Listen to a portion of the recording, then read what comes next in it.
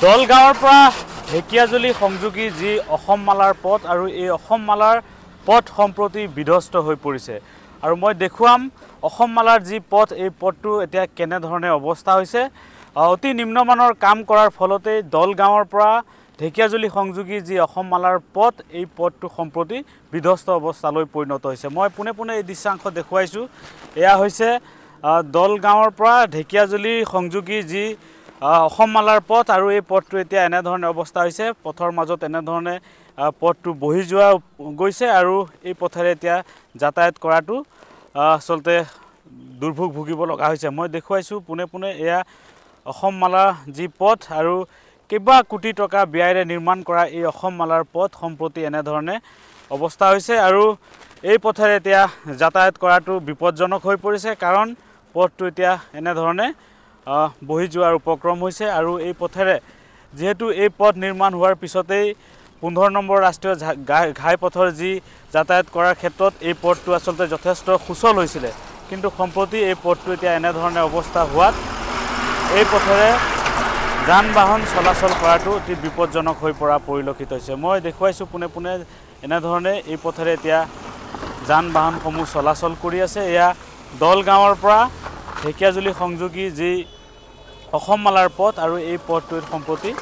এই অৱস্থা হৈছে বিধ্বস্ত অৱস্থালৈ পৰিণত হৈছে এই অসম মালা সংযোগী পথ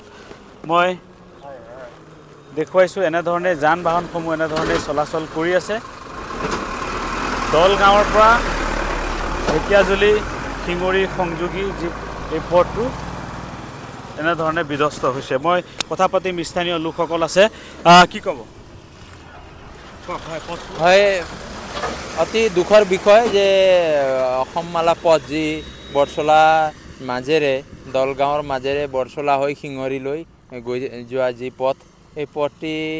ঠায়ে ঠায়ে এতিয়াও বিধ্বস্ত অৱস্থাত আছে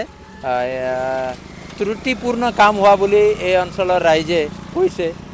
আমিও এই অঞ্চলৰ বাসিন্দা নহয় যদিও এই পথেৰে আমি সদায় অহা যোৱা কৰোঁ বিশেষকৈ গুৱাহাটী যাওঁতে এই পথ আজিকালি আমি ব্যৱহাৰ কৰোঁ ইয়াত দেখা পাওঁ প্ৰায় এই পথটি যোৱা 1-1.5 বছৰ ধৰি অৰ্থাৎ নিৰ্মাণ কাৰ্য শেষ হোৱাৰ পিছতে এই পথটিৰ এই অংশ বিধ্বস্ত হৈছিল আৰু এতিয়া তেনে অৱস্থাতে আছে ইয়াতে প্ৰকাণ্ড পুখুৰী সদৃশ্য গাঁত আমি দেখিবলৈ পাইছোঁ ইয়াত যান বাহন চলাচল কৰাটো বিপদজনক হৈছে আমি বৰ্তমান 5 নৈৰ কাষত আছোঁ 5 নৈৰ কাষৰ যি এই এলেকা ইয়াতে বিধ্বস্ত অৱস্থাত আমি যোৱা 1.5 বছৰ 1.5 বছৰ ধৰি আমি প্ৰত্যক্ষ কৰি আহিছোঁ এই পথটি ঠিকাদাৰে ভালদৰে নিৰ্মাণ নকৰাৰ ফলতে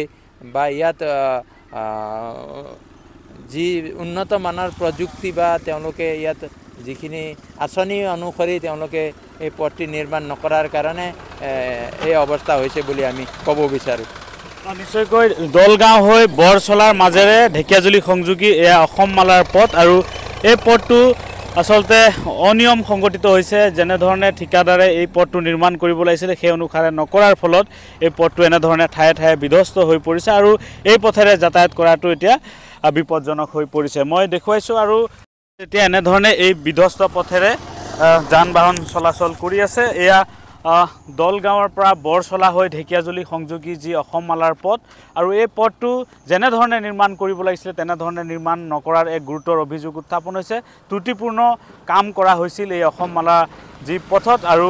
স্থানীয় ৰাইজ আৰু দল সংগঠনে এতিয়া এই পথ যি নিৰ্মাণকাৰী সংস্থা আছিল তেওঁলোকক বিৰুদ্ধে আচলতে ব্যৱস্থা গ্ৰহণ কৰিবলৈ দাবী জনাইছে সকলোৱে আপুনি বিচৰা বাতৰি পাব কেৱল নিউজ 18 এপত নিউজ 18 এপ ডাউনলোড কৰিবলৈ স্ক্যান কৰক এই QR কোড